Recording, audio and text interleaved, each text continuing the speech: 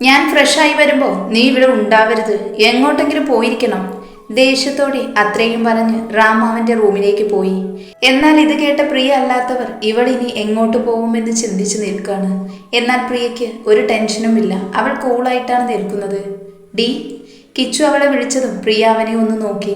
അവൻ ഇത്രയും ദേഷ്യത്തോടെ ഇറങ്ങിപ്പോവാൻ പറഞ്ഞിട്ടും നീ എന്തൊരു ടെൻഷനില്ലാതെ ഇങ്ങനെ നിൽക്കാൻ കഴിയുന്നത്? നിനക്ക് എന്തിന്റെ തൊലിക്കട്ടിയാടി? കിച്ചു അത്ഭുതത്തോടെയാണ് അത് ചോദിച്ചത്. അവൾ അപ്പോഴും അവൾ കൊടുന്നു വെച്ച കോഫി കുടിക്കുന്ന തിരക്കിലാണ്. കിച്ചു ചോദിച്ചതിനൊന്നും മറുപടി പറഞ്ഞില്ല. അവനെ നോക്കിയൊന്ന് പുച്ഛിച്ച് വീണ്ടും അവൾ പണി തുടർന്നു. ഡി പെണ്ണെ, നിനക്ക് ജീവൻ വേണമെങ്കിൽ ഈ ഫ്ലാറ്റിൽ നിന്ന് പൊക്കോ, അല്ലെങ്കിൽ റാം നിന്നെ വലിച്ചു റോട്ടിലേക്ക് എറിയും. സിദ്ധുവും റാമിനെ പിന്താങ്ങിക്കൊണ്ട് പറഞ്ഞു. എന്നാൽ അതൊന്നും മൈൻഡ് ചെയ്യാതെ അവൾ അവളുടെ ജോലി തുടർന്നു.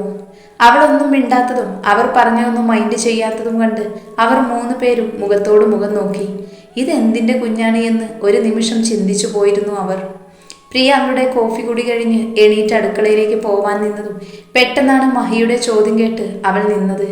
ഡി പുല്ലേ, നിന്നോടല്ലേ അവൻ പോവാൻ പറഞ്ഞത്, എന്നിട്ട് നീ എന്താ പോവാതിരിക്കുന്നത്? മഹി ദേഷ്യത്തോടെ അവളോട് അലറി. ഞാൻ പോവില്ല, അത് കേട്ടാൽ പോരെ നിങ്ങൾക്ക്? അവൾ അതും പറഞ്ഞ് കപ്പും കൊണ്ട് അടുക്കളയിലേക്ക് പോയി. അവളുടെ മറുപടി അവരെ 3 പേരെയും അത്ഭുതപ്പെടുത്തി.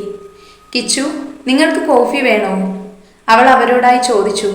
പെട്ടെന്ന് ആ ചോദ്യം കേട്ടതും അവരൊന്ന് ഞെട്ടി. കിച്ചു അറിയാതെ തലയാട്ടിപ്പോയി. അത് കണ്ട് അവൾ പുഞ്ചിരിയോടെ പോയി 3 കോഫി ഉണ്ടാക്കി. എന്നാലും എന്തായിരിക്കും അവൾ പോകാത്തത്? അവൾക്ക് റാമിനൊരു പേടിയും ഇല്ലല്ലോ. ശരിയാ കിച്ചു പറഞ്ഞത്, റാമിനെയും നമ്മളെയൊന്നും അവൾക്ക് പേടിയില്ല. മഹിയും കിച്ചുവിന്റെ ഒപ്പം കൂടി. അതേടാ, ഞാനും അതാ ചിന്തിച്ചത്. കിച്ചു എന്തോ ഓർത്ത് പറഞ്ഞു. ചേട്ടന്മാരെ, ഇനി കോഫി കുടിച്ചിട്ടാവാം എന്നെ കുറ്റം പറയുന്നത്. ചിരിച്ചുകൊണ്ട് 3 കപ്പ് കോഫിയുമായി പ്രിയ പറഞ്ഞു. അവർ 3 പുഞ്ചിരിക്കാൻ ശ്രമിച്ചുകൊണ്ട് കപ്പ് അവളുടെ കയ്യിൽ നിന്നും വാങ്ങി. അപ്പോഴാണ് ഫ്രഷായി റൂമിൽ നിന്നും റാം ഇറങ്ങി വന്നത്. അവന് പ്രിയയെ കണ്ടതും പല്ല് ഞെരിച്ചുകൊണ്ട് അവളുടെ അടുത്തേക്ക് വന്നു. ഡി പുല്ല്, നിന്നോടല്ല ഞാൻ എൻ്റെ ഫ്ലാറ്റിൽ നിന്ന് പോവാൻ പറഞ്ഞത്, നിനക്കെന്താ പറഞ്ഞാൽ മനസ്സിലാവില്ലേ? പക്ഷെ പ്രിയ അവനെ മൈൻഡ് ചെയ്യാതെ അടുക്കളയിലേക്ക് പോവാൻ തിരിഞ്ഞതും റാം അവളുടെ കയ്യിൽ പിടിച്ചു വെച്ചു. എന്താടി പന്ന മോളെ, നിനക്ക് ഞാൻ പറഞ്ഞത് കേൾക്കാൻ വയ്യേ? ദേഷ്യത്തോടെ റാം അലറി. അത് കേട്ട് പ്രിയ അവന്റെ കയ്യിൽ നിന്നും കൈ വലിച്ചെടുത്തു. എന്നിട്ട് അവന്റെ കണ്ണിലേക്ക് നോക്കി പറഞ്ഞു. തനിക്ക് എന്താ അറിയേണ്ടതോടോ? ഞാൻ എന്താ പോകാത്തത് എന്നല്ലേ? എന്നാൽ താൻ കേട്ടോ, ഞാൻ ഇനി ഇവിടെ നിന്നും ഒരിക്കലും പോകുമെന്ന് താൻ കരുതണ്ട. ഞാൻ പോവാൻ ഉദ്ദേശിക്കുന്നില്ല. താനൊക്കെ കാരണമല്ലേ എൻ്റെ വീട്ടിൽ നിന്ന് വരെ എന്നെ ഇറക്കി വിട്ടത്. അപ്പോൾ ഇനി തൻ്റെ കൂടെ തന്നെ ഞാൻ കൂടാനങ്ങ് തീരുമാനിച്ചു. അവൾ ദേഷ്യത്തോടെ അവന്റെ കണ്ണിലേക്ക് നോക്കി പറഞ്ഞു. ഡി മോളെ, നിന്നെ ഞാനല്ലല്ലോ തട്ടിക്കൊണ്ടു പോകുന്നത്, ഇവരൊക്കെയല്ലേ. അപ്പൊ താന് ഇവരുടെ കൂടെ അവരുടെ വീട്ടിൽ പൊക്കോ. ഇവിടെ നിന്നും ഇപ്പോൾ തന്നെ ഇറങ്ങണം. പല്ലുരുമ്മിക്കൊണ്ട് റാം പറഞ്ഞു. എന്നാൽ ഇത് കേട്ട് മഹിയും കിച്ചുവും സിദ്ധുവും ഞെട്ടി സോഫയിൽ നിന്നും എണീറ്റ് പോയിരുന്നു അവളുടെ മറുപടി കേൾക്കാൻ. എനിക്ക് സൗകര്യമില്ല അവരുടെ കൂടെ പോവാൻ. ഞാൻ തൻ്റെ കൂടെ ഈ ഫ്ലാറ്റിൽ തന്നെ കാണും. അത് കേട്ടാ പോരെ തനിക്ക്? ഇന്നലെ രാത്രി എൻ്റെ സമ്മതം ചോദിക്കാതെ ഇങ്ങോട്ട് കൊണ്ടുപോകുന്നതല്ലേ.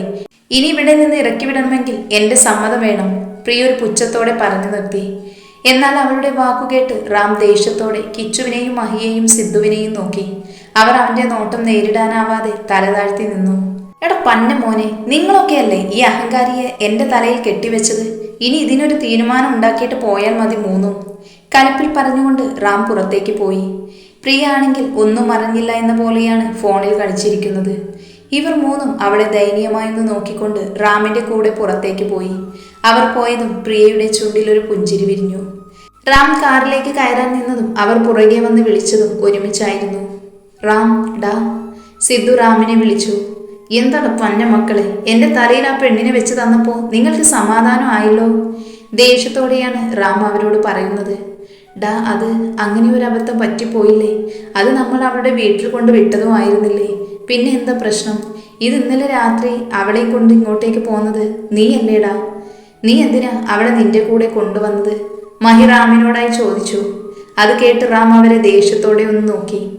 അവളെ ഇന്നലെ രാത്രി എൻ്റെ കൂടെ കൊണ്ടുവരാൻ കാരണം നിങ്ങൾ തന്നെയാ. അന്ന് നിങ്ങൾ തട്ടിക്കൊണ്ടുവന്നത് കാരണം അവളുടെ വീട്ടുകാർ അവളെ വീട്ടിൽ നിന്നും ഇറക്കി വിട്ടു. അവളൊരു മോശമായ പെണ്ണാണെന്ന് വരെ അവർ പറഞ്ഞു. അതൊക്കെ നിങ്ങൾ കാരണമാണ്. ആ പാവം ഒന്നും അറിയാത്ത പെണ്ണ്. അതൊക്കെ കേൾക്കേണ്ടി വന്നതും ഇന്ന് പെരുവഴിയിലായതും. ആദ്യം പറഞ്ഞത് ദേഷ്യത്തോടെയും ലാസ്റ്റ് പറഞ്ഞത് കുറച്ച് വിഷമത്തോടെയുമായിരുന്നു. എന്നാൽ റാമിന്റെ ഈ ഭാവം കണ്ട് അവർ 3 വാ പൊളിച്ച് നിൽക്കുവാണ്. എന്നാലും ഞാൻ അതല്ലടാ ചിന്തിക്കുന്നത്. നമ്മുടെ റാമ് ഇത്രയ്ക്ക് സോഫ്റ്റായി സംസാരിക്കുമോ? അതിനവന് കഴിയുമോ? കിച്ചു പതിയെ സിദ്ധുവുമായും കേൾക്കാൻ മാത്രമാണ് ഉദ്ദേശിച്ചത്. പക്ഷേ റാമിന്റെ തുറിച്ചു നോട്ടം കണ്ടപ്പോൾ അവനും കേട്ടു എന്ന് കിച്ചുവിന് മനസ്സിലായി. കിച്ചു അതിന് നൈസായിട്ടൊന്ന് എളിച്ചു കാണിച്ചു. അവൾക്കൊരു തീരുമാനം ഉണ്ടാക്കിയിട്ട് പോയാൽ മതി മൂന്നും. കൽപ്പിൽ അതും പറഞ്ഞവൻ പോക്കറ്റിൽ നിന്നും ഒരു സിഗരറ്റ് എടുത്ത് പുകച്ചുകൊണ്ടിരുന്നു. അത് കണ്ടപ്പോൾ തന്നെ അവർക്ക് മനസ്സിലായി അവൻക്ക് നന്നായിട്ട് ദേഷ്യം വന്നിട്ടുണ്ടെന്ന്. ദേഷ്യവും സങ്കടവും ഉണ്ടെങ്കിൽ മാത്രമാണ് അവൻ വലിക്കാറുള്ളൂ എന്ന് അവർക്ക് 3 പേർക്കും അറിയാം. അതുകൊണ്ട് തന്നെ റാമിനെ കൊണ്ട് പ്രിയ അവിടെ തന്നെ നിൽക്കുന്നത് സമ്മതിപ്പിക്കാൻ അവർ തീരുമാനിച്ചു. ഡാ റാം, സിദ്ധു പതിയെ റാമിനെ വിളിച്ചു. അവനൊന്ന് മൂളിയതല്ലാതെ ഒന്നും പറഞ്ഞില്ല. ഡാ, അവളെ ഏതായാലും ഇന്നലെ രാത്രി നീ കൊടുന്നു. പോരാത്തതിന് അവൾ എവിടെ നിന്നും പോകുന്നില്ല എന്നും പറഞ്ഞു. അപ്പോൾ അവൾ നിന്റെ അടുത്ത് തന്നെ നിന്നോട്ടടാ. നിന്റെ അടുത്താണ് അവൾ സേഫ്. സിദ്ധു ചെറിയ പേടിയോടെയാണത് പറഞ്ഞത്. അവന്റെ പ്രതികരണം എങ്ങനെയായിരിക്കുമെന്ന് അവൻക്കറിയില്ലല്ലോ. പിന്നെ ഞങ്ങളുടെ കൂടെ വീട്ടിലേക്ക് കൊണ്ടുപോകാൻ പറ്റില്ല. കാരണം നിനക്കറിയാലോ, അവളെ കൊണ്ട് വീട്ടിലേക്ക് ചെന്ന ആ കാരണം കൊണ്ട് അച്ഛനും അമ്മയും ഞങ്ങളെയും കൂടെ വീട്ടിൽ നിന്ന് പുറത്താക്കും. അതുകൊണ്ടാണടാ. പിന്നെ അവളൊരു പാവമാണ് റാം. ഞങ്ങളെ അവൾ ഏട്ടന്മാരെന്ന് വിളിച്ചാണ് ഇന്ന് കോഫി തന്നത്. സിദ്ധുവിന്റെ സംസാരം കേട്ട് റാം അവനെ പല്ല് കടിച്ച് ദേഷ്യം നിയന്ത്രിച്ചു നിന്നു. ഒന്നും പറയാതെ കാറിലേക്ക് കയറിയിരുന്നു. അത് കണ്ട് പെട്ടെന്ന് അവർ 3 ബാക്ക് ഡോർ തുറന്ന് അവരും കയറി.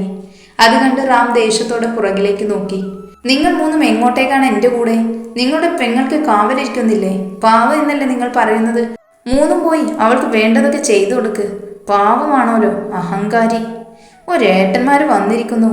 സ്റ്റിയറിംഗിൽ അടിച്ചുകൊണ്ട് അവൻ ദേഷ്യം തീർത്തു. കിച്ചു അത് കണ്ട് വാപ്പൊത്തി ചിരിക്കുന്നുണ്ട്. ഡാ റാം, അവളെന്നെ ഏട്ടനായല്ലട കണ്ടിട്ടുള്ളതെന്ന് തോന്നുന്നു. എന്നെ കിച്ചു എന്നാണ് വിളിച്ചത്. അതെന്തായിരിക്കും? ചിലപ്പോ അനിയനായിരിക്കും അല്ലേടാ റാം? വലിയ എന്തോ കാര്യം പറയുന്നത് പോലെ കിച്ചു പറഞ്ഞു. പുല്ല്, ഇവനിന്ന് റാമിന്റെ കയ്യിൽ നിന്ന് വാങ്ങിക്കൂട്ടും. ദയനീയമായി മഹിയും സിദ്ധുവും അതോർത്ത് കിച്ചുവിനെ നോക്കി. അവൻ നന്നായിട്ടൊന്ന് ഇളിച്ചു കാണിച്ചു. റാം ആണെങ്കിൽ കിച്ചുവിനെ കൽപ്പിൽ നോക്കുന്നുണ്ട്. പുല്ല്, ഏത് നേരത്താണോ ഈശ്വര ഇതിനെയൊക്കെ എന്ന് ദേഷ്യത്തിൽ പറഞ്ഞ് വണ്ടിയെടുത്തു. അത് കണ്ട് സിദ്ധുവും മഹിയും നെഞ്ചിൽ കൈവച്ചു. ഭാഗ്യം ചെകുത്താനൊന്ന് തണുത്തു. ഇതേ സമയം പ്രിയ ചിന്തിക്കുകയായിരുന്നു, ഞാൻ എന്താ ഈശ്വര ചെയ്യേണ്ടത്? ഇവിടെ നിന്നും ഇറങ്ങിയാൽ പിന്നെ എനിക്ക് സുരക്ഷിതമായ ഒരു സ്ഥലവുമില്ല. അതുകൊണ്ട് എന്തെങ്കിലും ജോലിയാകുന്നത് വരെ ഇവിടെ തന്നെയാണ് സേഫ്. അങ്ങനെ പലതും ഓർത്തവൾ സോഫയിൽ തന്നെ ചാഞ്ഞു കിടന്നു. റാം നേരെ ബീച്ചിലേക്കാണ് പോയത്. അവിടെ കുറച്ചു സമയം നിന്നിട്ടും അവന് സമാധാനവും ഇല്ല, അവളെ പറഞ്ഞു വിടാനിട്ട്. കാരണം അതൊരു ഫ്ലാറ്റാണ്. അതും എന്നെ പോലെ ഒരാളുടെ കൂടെ അവൾ നിൽക്കുന്നത് കണ്ട ഇതിലേറെ ചീത്തപ്പേരുകൾ ഇനിയും അവൾ കേൾക്കേണ്ടി വരും. ഡാ, നിങ്ങൾ ഇവിടെ നിന്നോ, ഞാൻ ആ പന്നമോളെ പറഞ്ഞു വിടട്ടെ, അല്ലെങ്കിൽ ശരിയാവില്ല. അതും പറഞ്ഞവൻ കാറിന്റെ അടുത്തേക്ക് നടന്നു. ഡാ റാം, നീ ഒന്ന് ഞങ്ങൾ പറയുന്നത് കേൾക്ക്. കുറച്ചു ദിവസം അവൾ അവിടെ നിൽക്കട്ടെടാ. അത് കഴിഞ്ഞ് നമുക്ക് അവളെ പറഞ്ഞു വിടാം. നീ ഒന്ന് സമാധാനമായിട്ടിരിക്കുക. എനിക്ക് എന്ത് സമാധാനമുള്ളത്? അവൾ പോയാലേ എനിക്കത് കിട്ടത്തുള്ളൂ. എടാ, ഇപ്പോൾ അവളെ പറഞ്ഞു വിട്ട് അവൾക്ക് വല്ലതും സംഭവിച്ച അതും നമ്മുടെ തലയിലാവും. അത് വേണോ? പിന്നെ ഇതിലേറെ പുലിവാലായിരിക്കും. നീ ഒന്ന് ചിന്തിക്ക്. അല്ലാതെ എടുത്തു ചാടി ഇറക്കി വിടല്ലേ. സിദ്ധുവിന്റെ കൂടെ മഹിയും കൂടി. അത് കേട്ട് റാം 3 പേരെയും ഒന്ന് നോക്കി കാറെടുത്ത് പൊടി പരത്തി അവിടെ നിന്നും പോയി. ഓ, താൻ ചെകുത്താൻ തന്നെ. ആ പെണ്ണിന്റെ എല്ലെങ്കിലും ബാക്കി വെച്ചാൽ മതിയായിരുന്നു. മേലോട്ട് നോക്കി മഹി പറഞ്ഞു.